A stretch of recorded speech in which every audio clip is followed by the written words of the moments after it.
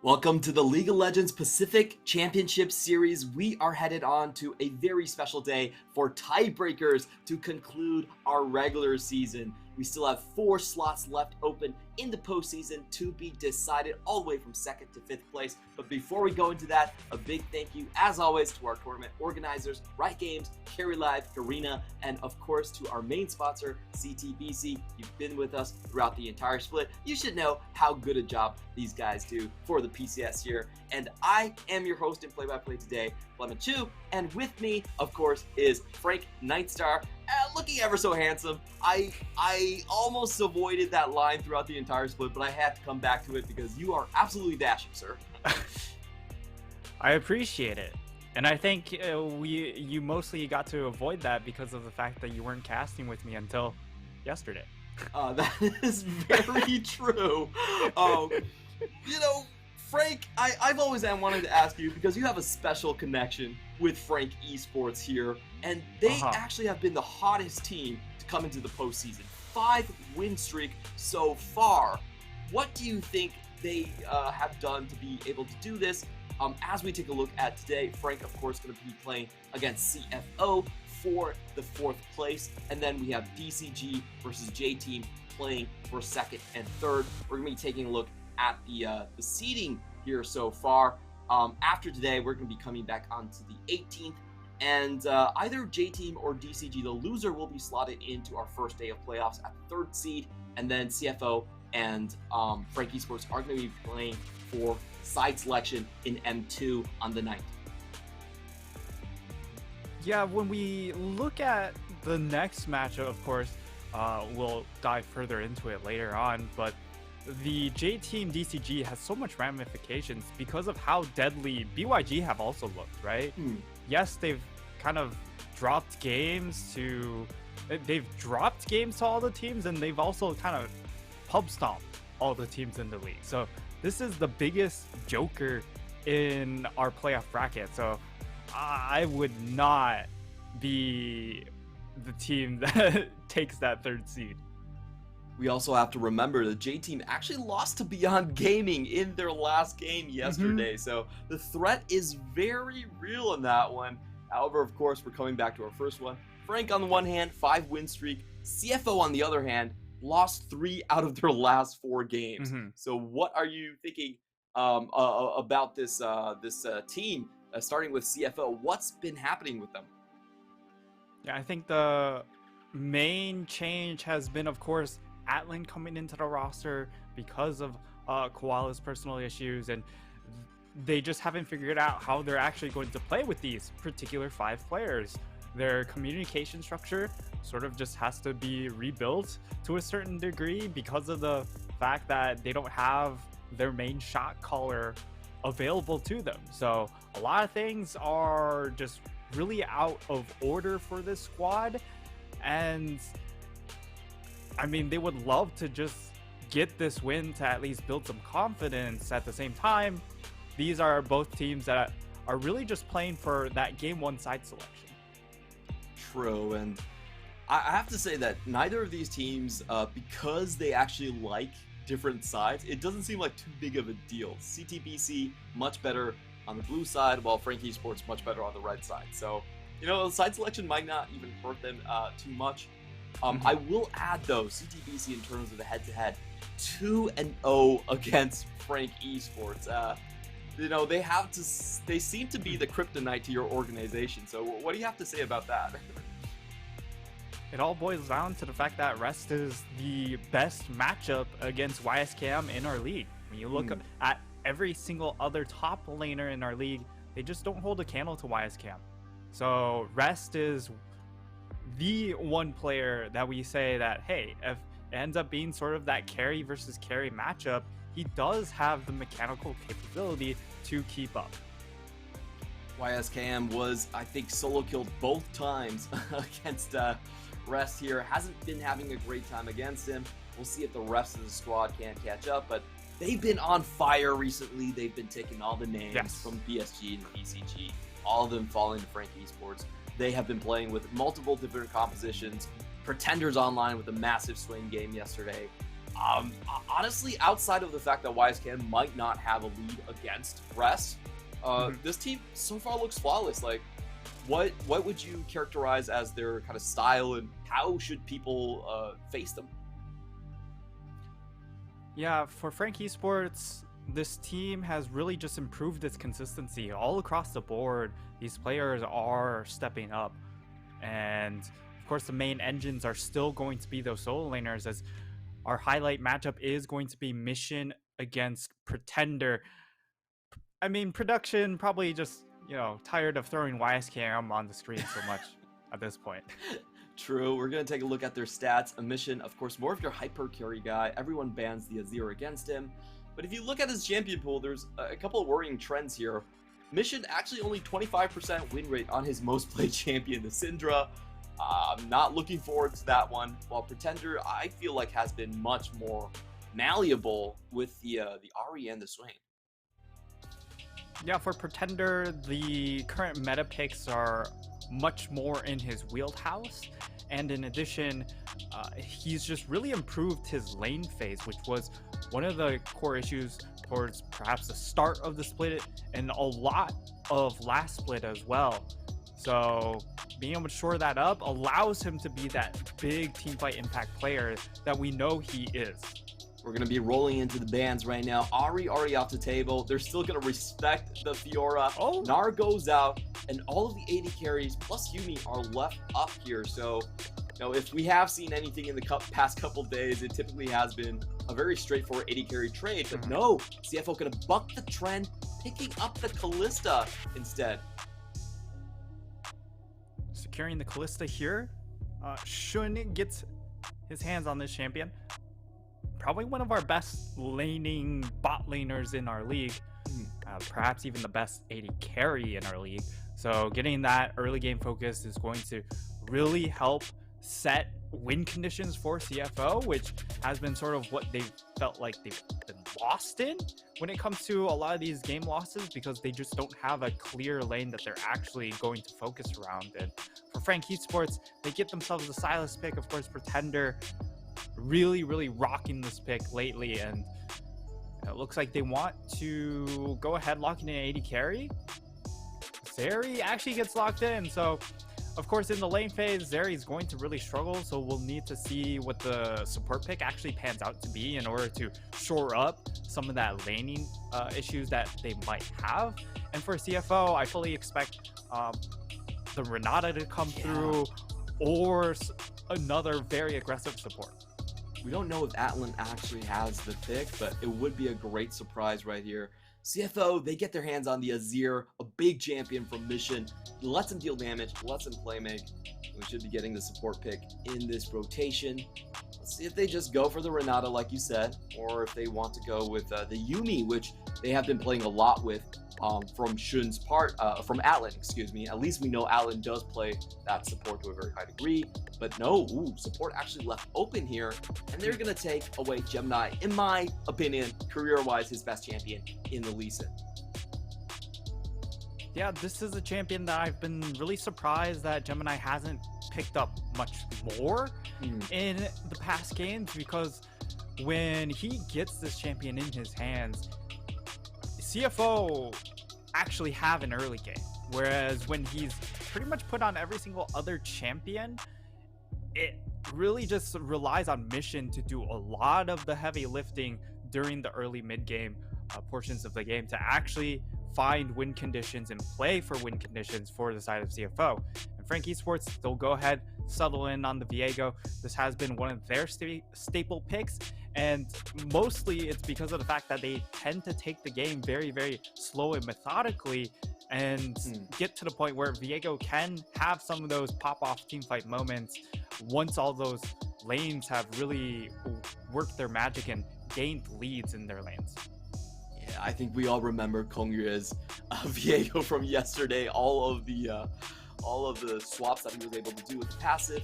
Now Frank Esports going to take away the Renata, the obvious one on the board.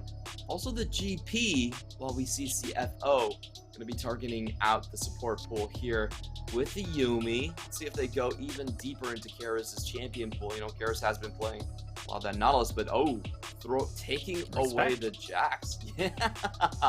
Like, even when Rest has been winning the matchup, they are going to give him the respect due to such a Hmm. good top lane.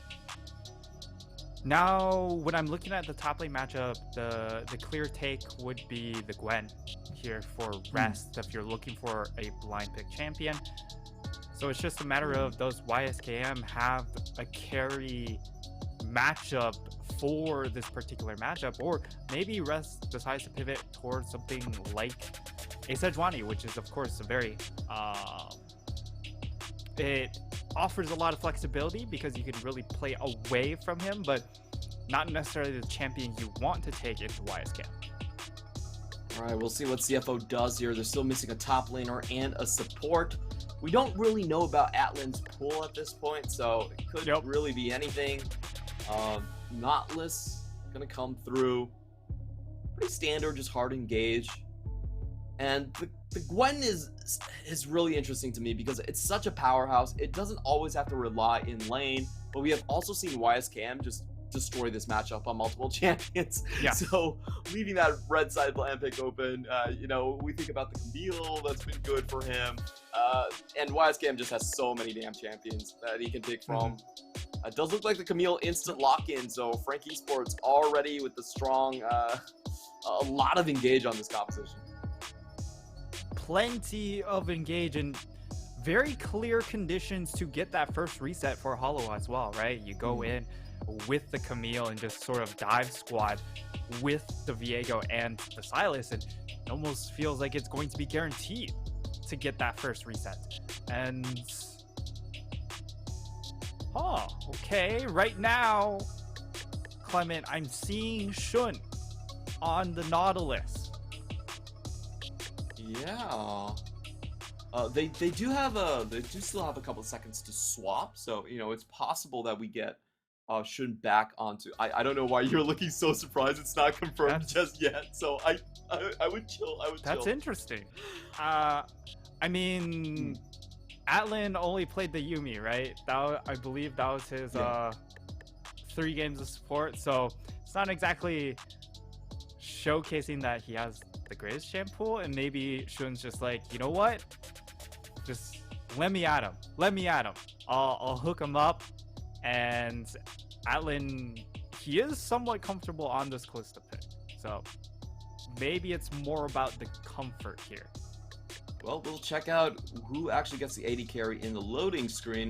Never mind. Actually, we're gonna have to wait all the way until we go directly into game for that one. But I want you to talk me through some of our compositions here. I think Frank Esports, we've established reset, sort of dive pick, get your first kill. But what is CFO trying to do here? CFO have a pretty standard front to back sort of composition with the Kalista Azir as the baseline, and that means there is a decent amount of peel for this backline because you have an Azir.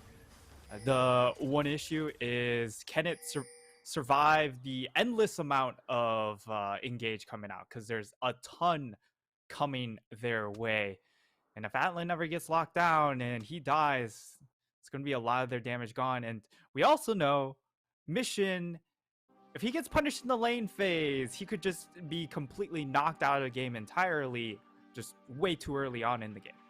Yeah, we've seen that happen a couple of times already. And here we go back to the tiebreaker, our first tiebreaker of the day. This is going to decide the seeding between 4th and 5th. And pragmatically, it's only going to come down to who gets the first game side selection. So there is still some stuff on the stakes. But not, I wouldn't say the biggest of stakes necessarily. CFO, they are going to do a level 1 invade into the top spot, spotted out by YSKM. I did not see them force a hook shot in level 1, and it seems like Frank Esports are going to get the vision advantage with the deep ward on red buff.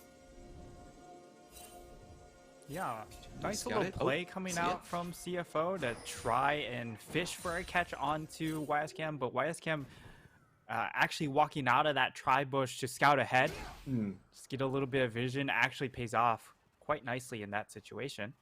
And that means he gets to keep, well, I suppose he doesn't really have a flash to keep in this situation, but he does get to keep that skill point on his E if he, which I assume he probably wouldn't want at level 1.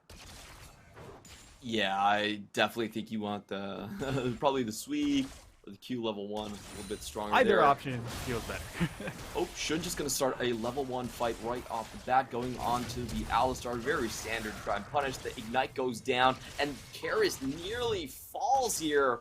Great trade coming in. Ignite for Flash in the bottom side already.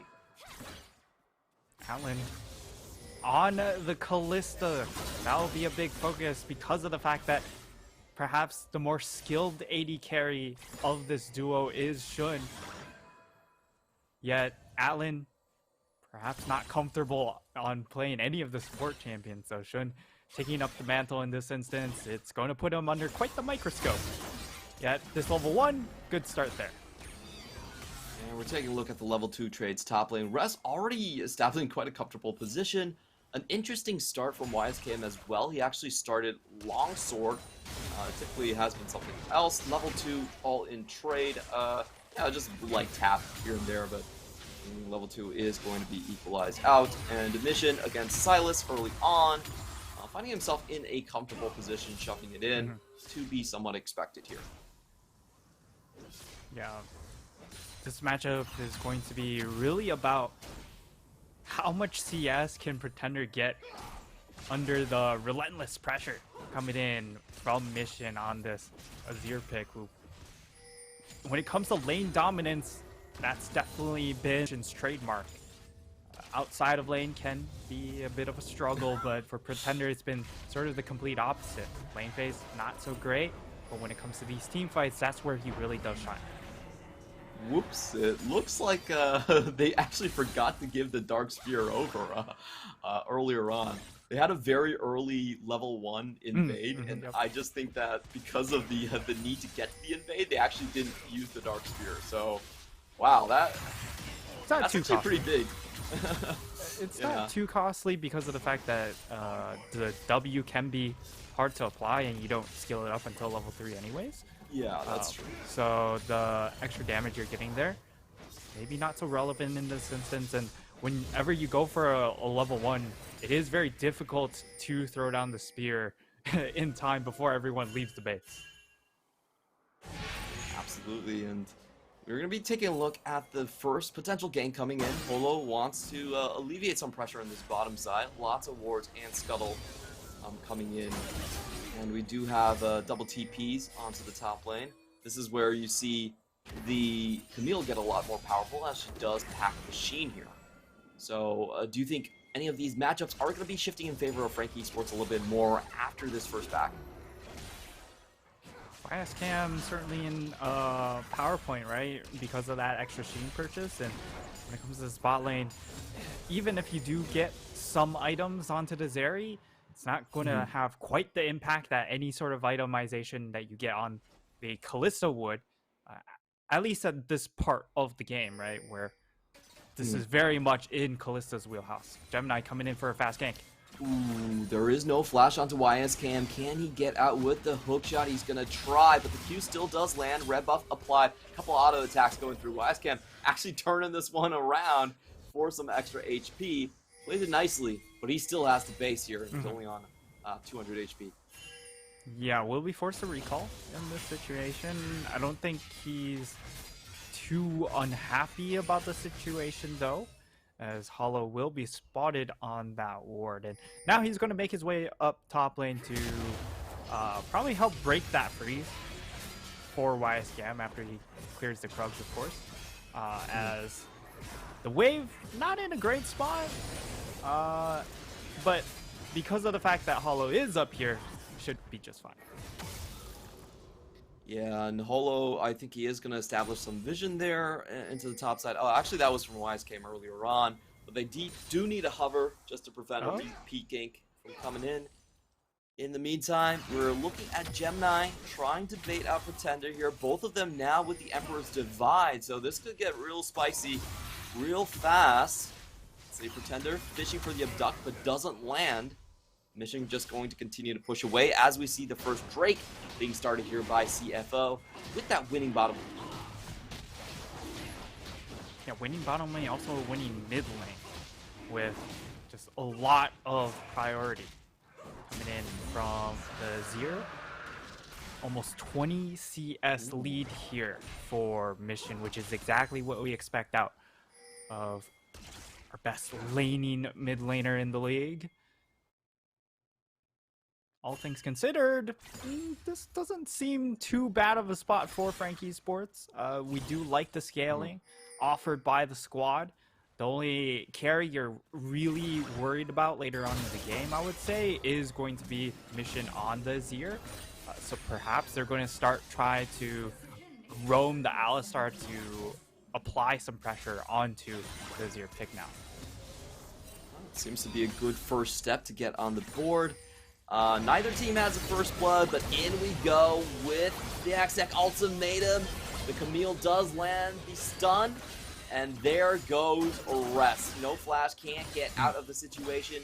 Holo with a beautiful engage as well. And that will be Camille off to a roaring start. Should overtake the gold lead. I think she will get a plate here too. Pretty smooth execution there. And this is exactly what we outlined in the draft, right? Where this is all set up to just get that first reset very easily for Hollow. And we just see it in pretty much perfect execution in that instance. Not in a teamfight setting, mind you, but it also still showcases how simple it is. You just throw the Hextech ultimatum, and everyone just targets that target because you get the knockback even once we get into the teamfight portion, and you just get the kill.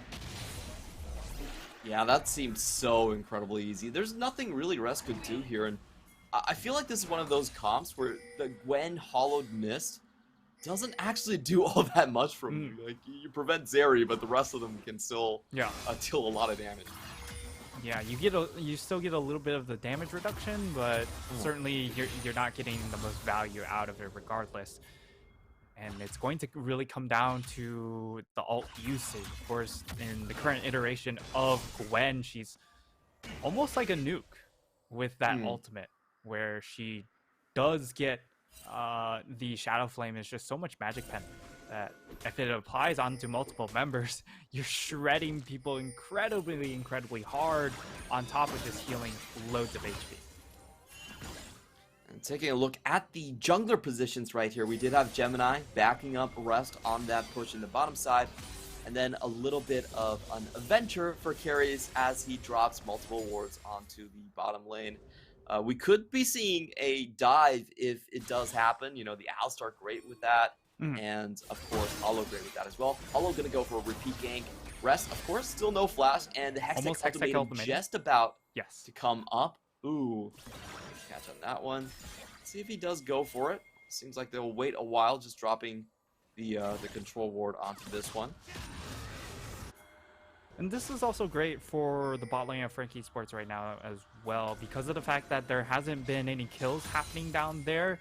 You are pretty confident in being, hey, this Zeri should outscale, but now here comes a repeat. FAK ultimatum to start. There's not much Rest can do about this. Let's see the needle work. He is able to dodge out of the hook shot, and Ignite goes down. Can he actually find the 1v2? He does get that kill. Polo does clean that up in the end, but what a great play coming in from Rest. Gemini on the flank. Rest looking for his opportunity to go in onto this one. Shin also fishing for a chance at the tower dive. They drop the Herald. 3 plates already taken down here. Excuse me, that's actually just going to be 4. I can't count right now. And CFO going to look for even more onto the bottom side. This is a great spike for the side of CFO. They managed to trade 1-for-1 up in the top lane. You would, for FAK Esports, a little bit disappointing that they weren't able to keep YSKM alive in this situation. It's still a gank that sort of pays off, at least being able to continue to slow Rest down to a certain degree. But this is what we also expect out of Rest, right? He is one of the few players that can turn these player down situations or 1vx situations into an even trade. Yeah, what beautiful diving there coming in from Rest. He manages to get out of the hook shot, then turn things around. The stun would have killed him for sure. very good nimble movements on this Gwen. Helps him stay out of harm's way. And then we have YSKM's favorite trade. He loves going underneath tower to find the second proc of the Precision Protocol. Let's see if Gemini can survive this. As a flash in from Karis too, Gemini does manage to flash backwards and kick him out. We have the potential 3v3 on our hands right now. Karis going in for more, but he's going to run into the Nautilus, a double two-man knockup. Hollow Ignite already going down onto him, and the face call goes through each side, trying to punch through the front line from each other, but so far no names have been taken, and we do have Azir and Pretender both roaming down here, so the fight is called off. And that situation was definitely very, very tense as the side of CFO tried to continue the engage to allow those stacks to continue building up. However, FAK Esports able to defuse the situation, reset the moment, and then give them an opportunity to really turn things with the Zarya. Whoa, YSKM trying to find this 1v1 versus Rest. He has the Ignite advantage, but Rest has help here. YSKM going to, I believe that was a visual blood, going to walk through the choke right there, but Gemini is still there. He's in the 1v3, nowhere for him to go, and Azir finds the kill. Bit of an overchase from YSKM. Yeah, one of those rare fumbles from YSKM where he knows, well, the jungler was just seen in that bot lane. We're taking Dragon, so you're not going to have jungle support in the area to help you out, yet he continues to go for a deep invade, looks for the trade, and ends up getting heavily punished. So YSKM set behind, and once more, CFO's style or way of winning over FAK Esports feels pretty similar to what happened the past two matchups. Yep, this is a 2-for-0 in the favor of CFO. They've won both head-to-heads, and they've looked very similar in how the games turned out. It's just FAK Esports, you've got great laners. Well, guess what? CFO has even better ones. Yeah. So it just always seems to be the case that FAK Esports are delayed in their game plan. Would you say that FAK Esports are necessarily feeling pressured, because their composition is still very strong and it relies a lot on movement outside of the lanes? Yeah, the issue with moving outside of the lanes is the fact that FAK Esports, that's been really their weakest part of the game. They don't break out of the lane phase willingly very often. Usually it's after they've accumulated a lot of leads in the lane phase, and now Pretender. Shun coming back is going to find the stretch line and the death charge, but Pretender's still able to walk away with the flash. We have Frank looking for a potential re-engage, but CFO already moving off that. They know the sweeper's down, so not going to chance it. Not going to give them any opportunities here, and we are going to start our Herald. Frank doesn't look like they want to contest this one as the support staff moves towards spot side. And still, the scaling is going to be on the side of FAK Esports to a degree, because you do have the Zarya, who should be able to outrange a lot of these champions later on, and the Zarya hasn't been punished. So while Atlan on the Kalista has been able to keep up in farm and farm plates as well, he hasn't been able to accelerate that lead.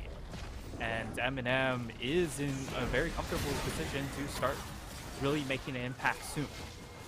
This feels like CFO caught, FAK Esports caught off guard in the lane allocation. They're going to lose both of their mid lane towers, while M&M is still trying to get the bot lane. Yeah, that's going to be the second charge of the Herald, but onto the third tower in this push here by CFO. A massive power play that does send them ahead with a very comfortable gold lead now. This is definitely a lot of extra map pressure now given over to the side of CFO. It's not necessarily a ton of gold, right? It's just 1,500, which at 16 minutes into the game isn't insane. But now you can start really applying pressure and choking Hollow out of his jungle, because there are no mid towers left available at this early point in the game. So if you constantly take away three camps, or maybe even just 2, that's, you know, 200-300 gold denied and 200-300 gold gained by your side. So these camps, if they get stripped away from him, it will slowly grow that lead for CFO. We are going to get a Mountain Soul this time around, and FAK Esports going to try and secure this area. I do want to ask you, if it does come to a big team fight right now, who do you see coming out ahead here? I would tend to favor Mission just because he has such a large power spike, right? He has the sword boots, he has the Ludens, he also has a large rod on top of it, and while Pretender can have a big impact because he's simply Silas, the raw amount of poke damage coming out from Mission will be incredibly difficult to deal with at this point in the game. See how this fight goes down. We just saw the TP coming in from Pretender. Looks like they want to fight this one.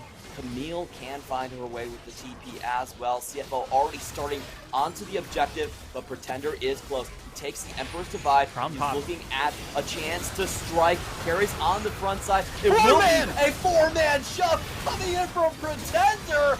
Massive stuff here done right there, but it will be Holo going down first, and then the real Emperor's Divide coming in through by Mission.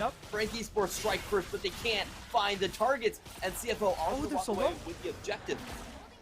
Oh my god, it was definitely very, very close, and Pretender, he finds the angle to actually get a massive 4-mana Zir ultimate.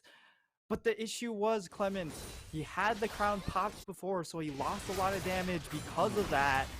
And again, this is just the amount of damage gap coming in from Mission. He's untouched in this fight. He's the one person that doesn't get targeted, and he has double pen completed along with an additional large rod. It is insane the amount of damage this champion is outputting this early in the game. Yes, it might not be great later on because you're into essentially 4 bruisers, but at this point in the game where there's no magic resistance built up, man, he is doing a lot of threat.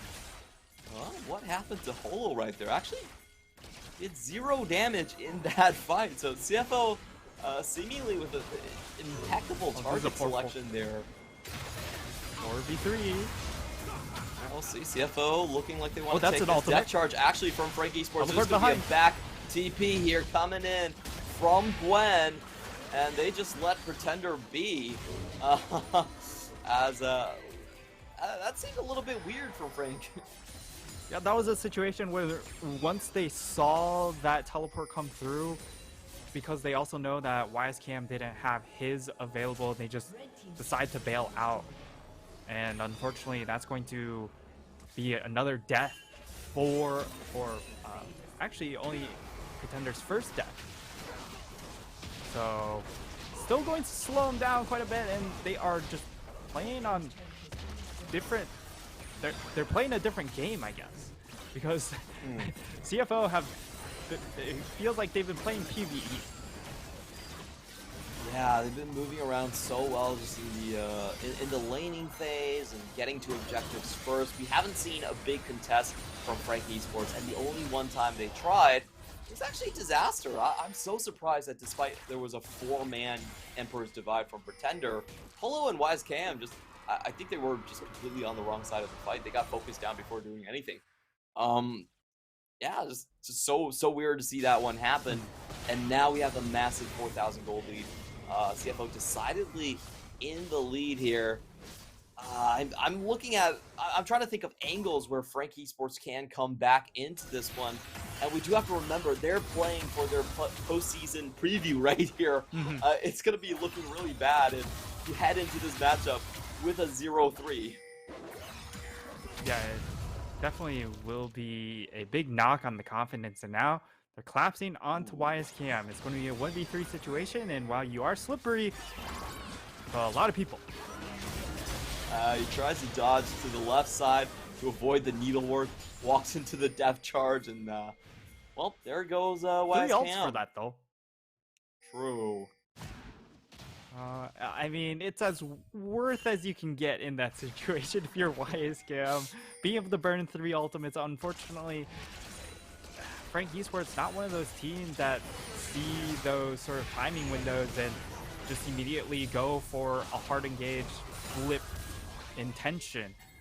And now they might just lose this inhib tower at 22 minutes. Oh, Fate's Call being used right here. Shouldn't went a little bit too Pretender far. on the backside. Pretender still looking for a chance to engage right here. YSKM also does have the teleport. If they find any chances. Nope, and the crown is also popped right here. So it seems like we are just going to start setting up into the next break. See both of these sides converging really quickly. Wonder if CFO wants to finish that channel. They actually do. With Frank Esports, if they call the front, they could just walk in onto the objective here.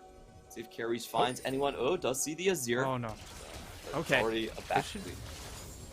Be an opportunity for them to establish control in the river area at the very least. It's just a matter of can they stop the side of CFO from walking back into this area, and it doesn't look like it's to be. Yeah, they do have the hollowed mist from Rest though, something we should pay attention to. And taking a look, Emperor's Divide still there. CFO are going to start this. It would be Mountain Soul Point for them. Frank Esports doesn't look like they're going to be playing the flank in this one. Just a front-to-back formation. Lots of poke coming through. Eminem already taking some damage, and CFO decidedly on the objective already. YSKM trying to feign with the hook shot here. Rest going to go forward with the Hollow Mist and just zone everyone away from the objective. Frank Esports going to go in, though. Rest takes a lot of damage. He could just be falling down. Should onto the back line, and they get the kick onto Eminem, but it's not enough. No follow-up just yet. They're going to use the Emperor's Divide. Just finish that one up. Gemini goes down. It's going to be Jungler for the objective. At the very least, Frank Esports managed to dig something out of it. But at the same time for CFO, they just continue to win out. Gemini on this Lee Sin pick and Mission on the Azir pick, really demanding a lot of the situation here. So a lot of things that Frank Esports aren't super good at, which is the early game and also being able to set up objective control. Those are really getting preyed upon in this particular game because you have just a lot of smite secure coming in from both the Lee Sin and the Kalista, and then you just have a lot of that early game pressure coming in from Mission's Azir. Yeah, and CFO are pretty happy to just play the zone game here. Frank Esports, we talked about their winning strategy. It's about getting that first kill, but it seems so hard to do right now. The Fate's Call, also a great counter to this strategy. Shin now leading the charge into the enemy jungle. They are grouped up as 4 here. See if Frank wants to try their luck, maybe catch someone out. Polo going to be fishing with a hollowed path here. They're not going to find any stragglers so far. Meanwhile, I really want to see what can be done into the bottom side. YSKM getting some alone time, and the Baron is started. Frank, catch wind of this. They do have to flash on Polo. YSKM going to TP in here, and Gwen is still so far away. This could be Frank Opportunity's chance. They start the fight onto Shun. It's going to be a 4-man death chart, and that buys enough time already. But a 2-man stun into the backline. Shun already down. Polo gets his first kill. Atlan's got nowhere to go. It's going to be a wipe here. And 3 for O. Double kill for YSKM. Only Mission limping away, and Gwen didn't even join the fight. Trying to save that additional Baron buff. It is not to be. It will be Frank Esports. While they give up the Baron buff, they managed to remove 4 of those champions. Okay, this is kind of a little bit crazy, guys. They managed to get that extra bounty gold on that top tower after brute forcing it. So we get to see the replay. It's really just the side of CFO. They're committed to the Baron, but they're trapped in the pit now. They have nowhere to go. They've overcommitted in their positioning, and because Rest isn't there to buy space with that ultimate and hollowed mist, it just allows Frank Esports to just walk into the pit and destroy them all. So at the very least, Rest walks out with 1, and that's going to allow him to try and hold some of the hold his own in the side lane. But look at that Baron power play, Clement. That's probably the worst Baron flip I've seen in quite a while here. The positioning was so weird from CFO. Obviously, Gwen not in position, but also Azir didn't try to cover the path at all there. Yeah, he didn't cover any flanks, didn't cover any entrances, and it was just all onto Nautilus. And Nautilus has a lot of CC, but he's not scary enough to scare away 4 people running at him. So, unfortunately, that was the situation. So, Shun, not a whole lot he could do there to actually help his team get out of that spot. CFO are just going to push without their Baron carrier in the Gwen. 3-man push. They do see Pretender on the top side, so they're probably feeling okay with this one as they move towards the bottom. But correct me if I'm wrong, I feel like FAK Esports are ready to fight now with all those kills they just got. They're definitely plenty strong. There's an engage possibly. You do want to look for an engage before the crown gets popped, and crown does get popped, so you're not going to get the bonus damage coming in from that item.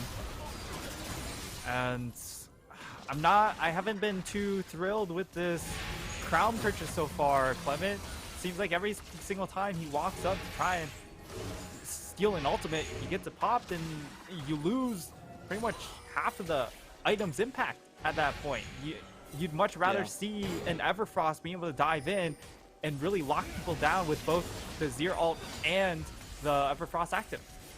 We have a TP directly onto the cannon right here. It looks like both sides trying to get a better positioning, come in onto the fight. Rest gets caught off on the right side, loses about a third of his HP, and they're going to go for the potential Mountain Soul right here. Shot just used the Pretender. This is great positioning. He goes in. It's going to be a 3-man Emperor's Divide, but both Holo and Pretender just are immediately killed, and the real Emperor's Divide comes through. That's going to be a triple kill for the Gwen. Nowhere for Zeri to run, and CFO get a perfect ace.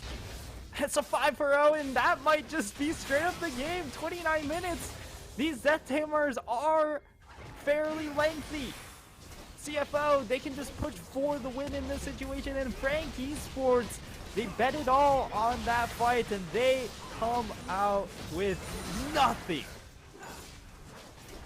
I'm so surprised at how one-sided that fight actually was. It looked like Pretender got a great angle, and we were going to get a repeat, but didn't happen this time around. Great stuff from Rest, gets the triple at the end, and also finds the 3-0 over FAK Esports this split.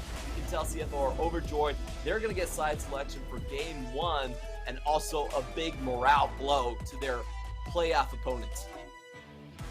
FAK Esports hitting the 0-3 season record against CFO. That's not going to feel too great going into playoffs. Of course, it will be a completely different meta once we start playoffs, so a lot of things will be changing, and there's also 2 weeks to prepare, and both of these teams do have a lot to prepare, right? Because for the side of FAK Esports, it's about being able to figure out how do we play if YSKM doesn't get a hefty lead up in that top side, and if he doesn't have the ability to just solo kill the top lane over and over again very early on. And for the side of CFO, it's about getting this momentum and figuring out how they actually want to play with this 5-man group. Are they going to have Atlan be the AD carry with Shun on support, or is it going to be more of a fairly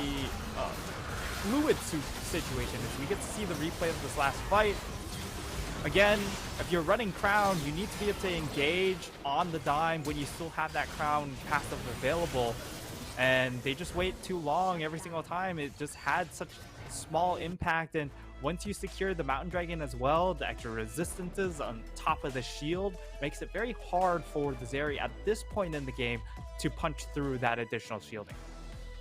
That was so unlucky from the side of Pretender there. What I just saw was Shun still got the depth charge mid-air. He was like flying backwards, and he got the depth charge, and then Holo got knocked up as well, and they both died before they landed. Yeah. I mean, Mission was just so fed. Unlucky. He was just so fed. Yeah. He had Shadow Flame completed so early on.